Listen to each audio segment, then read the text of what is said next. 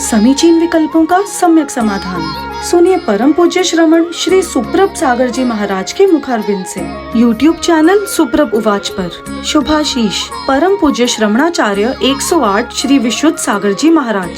सानिध्य श्रमण सुप्रभ सागर जी महाराज, श्रमण प्रणत सागर जी महाराज।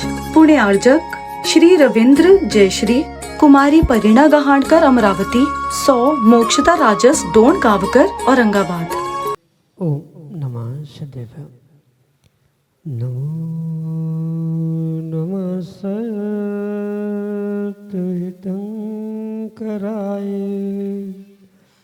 वीराय भव्याम्बुजभास्कराय अनंतलोकाय सुरार्चिताय देवादिदेवाय नमो जिनाय देवादिदेवाय नमो जिनाय। पंच परमेष्टि भगवान की परम पूज्य आचार्य भगवंत गुरुवर विशुद्ध सागर जी मुनि महाराज की, परम पूज्य मुनि श्री सुप्रभ सागर जी महाराज की, परम पूज्य मुनि श्री प्रसन्न सागर जी महाराज जी की।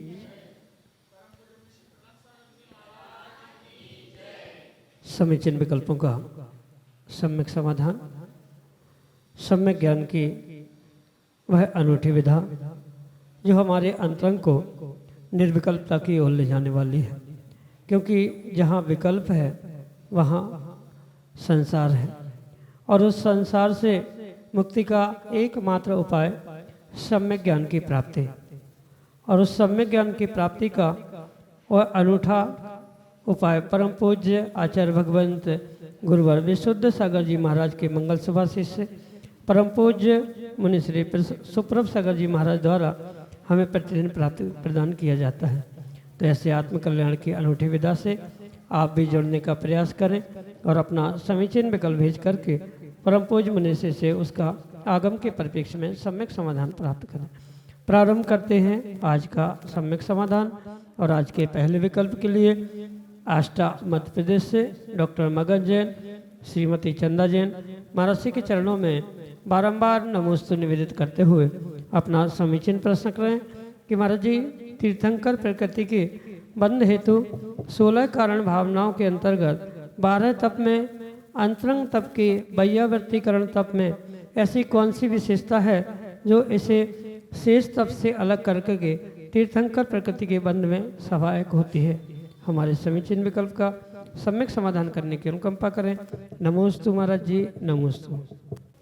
निष्दिन वैयाव्रत करिया सो निहचे भवनीर तिरैया।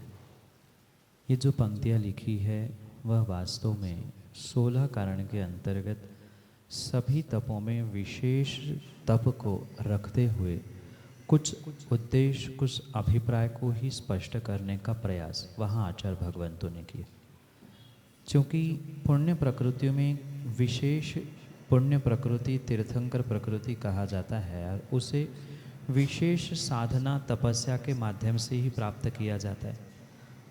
अंतरंग बहिरंग तपों में विशेषता प्रदान करने वाला ये वैयावृत्तिकरण तप इसलिए विशेष कहा जाता है कि जहाँ अंतरंग तप के माध्यम से जहाँ वैयावृत्ति करते हुए करने वाला और करवाने वाला दोनों भी लाभ को प्राप्त होते हैं, ये एक विशेष अंतरंग तप का वैयावृत्ति रूप तप का कारण आचार्य भगवंतों ने कहा।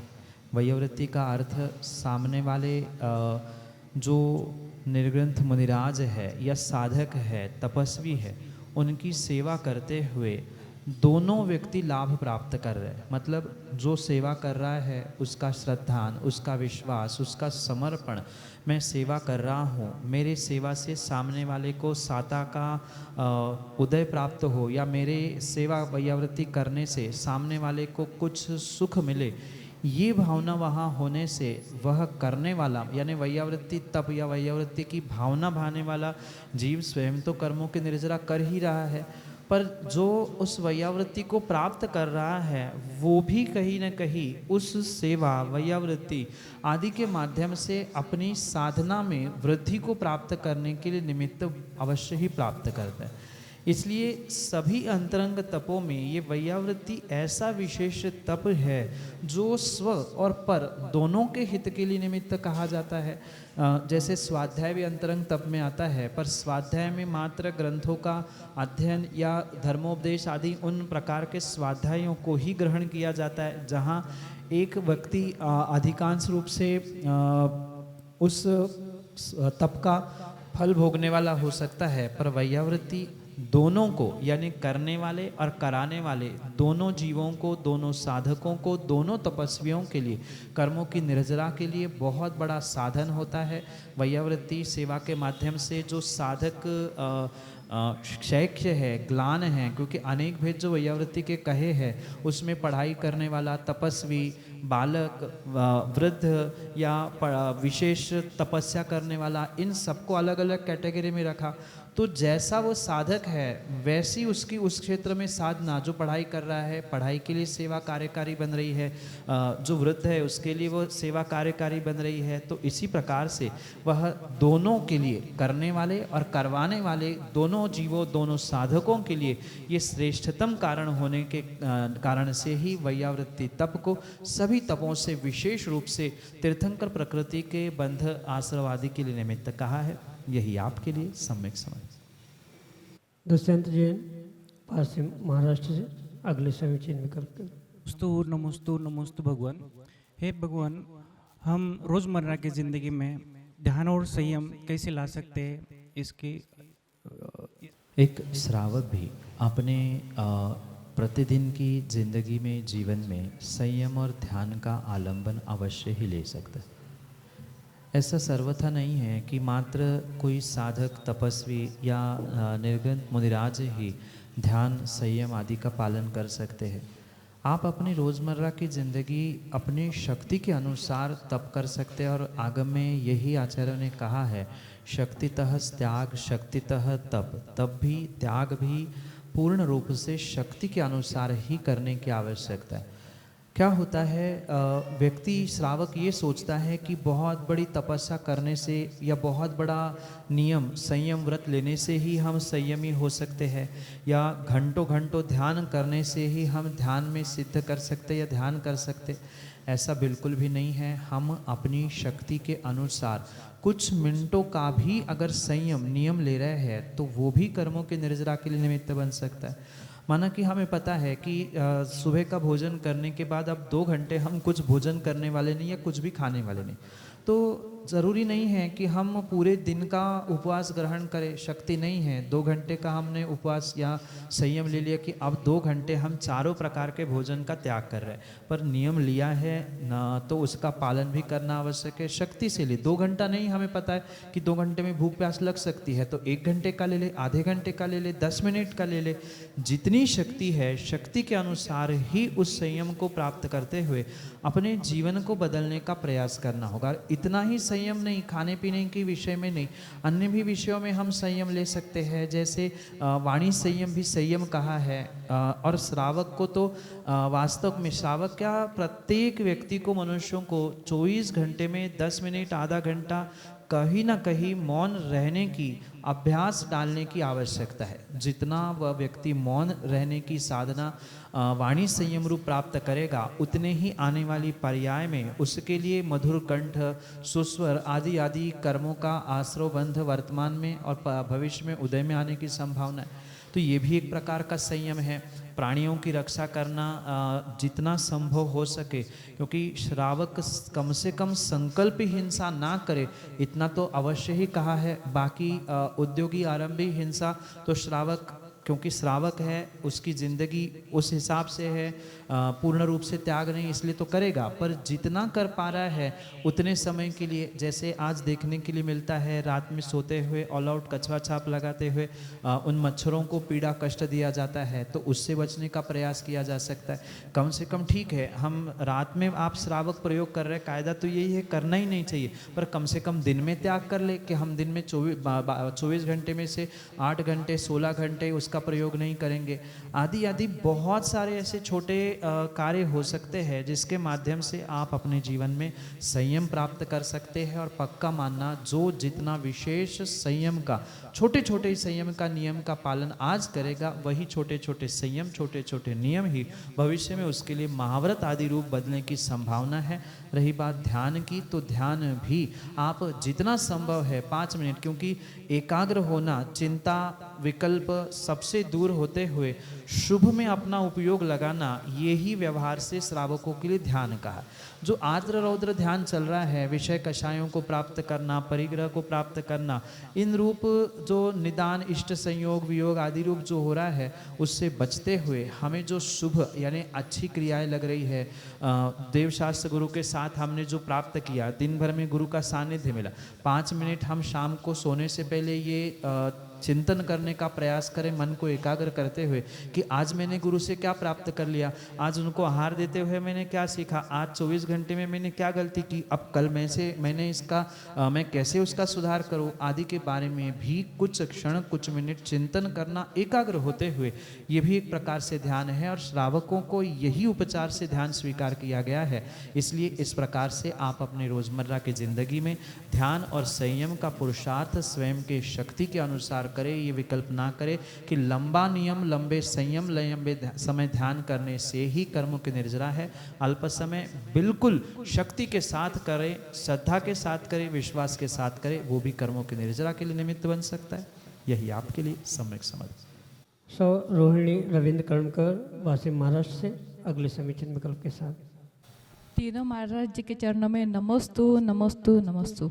महाराज जी, मेरा प्रश्न है कि अहम इंद्र किसे कहते हैं?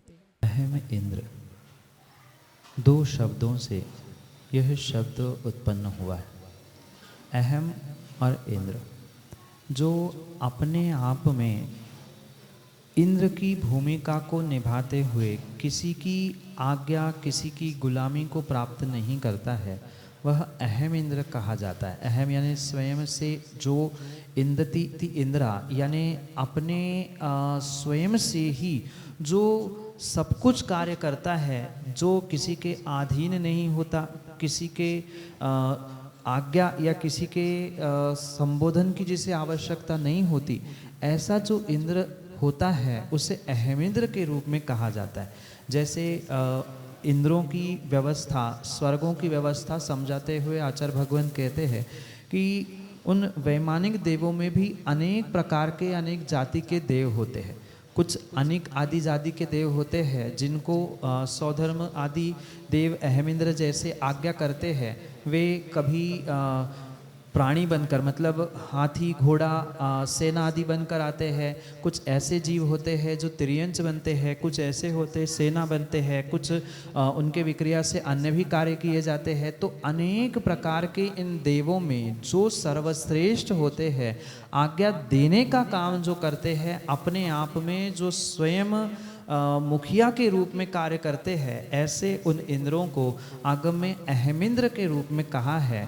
सामान्य रूप से जैसे अहम का अहंकार रूप प्रयोग किया जाता है, वहाँ अहंकार रूप अहम का प्रयोग नहीं, अपितु जो अपने आप में परिपूर्ण है, जिनके लिए कोई आज्ञा देने वाला नहीं है, जिनकी आज्ञा दूसरे इंद्रों पर चलती है, ऐसे जो इंद्र होते हैं वे अहम इंद्र के रूप में स्वीकार किए जाते हैं। यही आपके लिए सम्यक समझ। वासिम महाराष्ट्र से सुखदा सन्मति हरसुले, अगले समीचीन विकल्प के लिए। महाराज जी, मेरा विकल्प है गणाचार्य, गंधराचार्य और पट्टाचार्य, इनमें क्या अंतर है? नमोस्तु महाराज जी, नमोस्तु। गणाचार, गणधराचार, स्थिविराचार, बालाचार, पट्टाचार, युवाचार, ये अनेक संज्ञाओं से आचार्य परमेष्ठी की व्यवस्था को आगम के परिप्रेक्ष्य में समझना होगा। कहने का तात्पर्य यह है कि जो आचार्य भगवंत उन 36 मूल गुणों के साथ पंचाचार का स्वयं पालन करते हुए दूसरों को पालन कराते हुए, ऐसे उन निर्ग्रंथ मुनिराजों को आचार्य परमेष्ठी के रूप में स्वीकार किया जाए। ये तो सामान्य सी बात है, पर इसके साथ जो विशेष शब्द संज्ञा के रूप में देखने के लिए मिलते हैं, उन्हें तात्कालिक व्यवस्था के साथ साथ आगम के शब्दों को संज्ञाओं के माध्यम से समझने की आवश्यकता है। जैसे आचार्य मुनिराजों के जो अधिपति है उन्हें आचार्य कहा जाता है, ऐसे ही जो गण के अधिपति है उनको गणाचार्य कहा जाता है। तो गण किसे कहा जाता है? जो 3 आचार्यों का समूह होता है, 3 या 3 से अधिक आचार्यों का समूह होता है, उसके जो आचार्य होते हैं उन्हें गणाचार्य के रूप में स्वीकार किया जाता है। जैसे विराग सागर महाराज को गणाचार्य कहा जाता था, तो जब उन्होंने औरंगाबाद में 3 आचार्य पद अपने शिष्यों को प्रदान किए, उन 3 शिष्यों को आचार्य पद प्रदान करने के उपरांत उन्हें गणाचार्य पद से विभूषित किया गया, जबकि वे आचार्य थे, आचार्यों के आचार्य, और 3 आचार्यों के आचार्य बनने के कारण उन्हें गणाचार्य कहा गया। गणधर एक व्यवस्था आगम में कही जाती है, जैसे स्थिविर, गणधर, प्रवर्तक, आचार, उपाध्याय आदि की व्यवस्था आगम में उनकी योग्यता देखकर उनके पदों के रूप में कही जाती है। उनमें यानी जो गणधर के रूप में होने पर गणधर की व्यवस्था संभालते हुए आगे आचार्य पद को प्राप्त होते हैं, उन्हें गणधराचार्य के रूप में कहा जाता है। दोनों व्यवस्था एक साथ है, पूर्व में गणधर बन के पुनः आचार्य बने, इसलिए गणधराचार्य के रूप में स्वीकार किया जाता है। जैसे गाड़ी चलाते सिखाने के लिए ड्राइवर के बगल में बैठकर कुछ दिन उसे बगल वाले सीट में सिखाया जाता है कि ये ब्रेक होता है, ये क्लच होता है, ऐसे गाड़ी चलाई जाती है। तो ऐसे ही युवाचार्य या बालाचार्य बनाए जाते हैं, जो आचार्य के साथ रहते हुए कुछ वर्ष तक आचार्य पद का निर्वाह कैसे किया जाना चाहिए, कैसे उन्हें शिष्यों को या दंडित व्यक्ति को प्रायश्चित देना चाहिए आदि सब कुछ व्यवस्था वह गुरु के साथ रहकर, आचार्य के साथ, मूल आचार्य के साथ रहकर सीखता है, वह बालाचार्य के रूप में स्वीकार किए जाते हैं। उसी प्रकार से जो पट्टाचार है, गुरु के पट्ट को प्राप्त करने वाले जो आचार्य भगवंत होते हैं उन्हें पट्टाचार के रूप में कहा जाता है।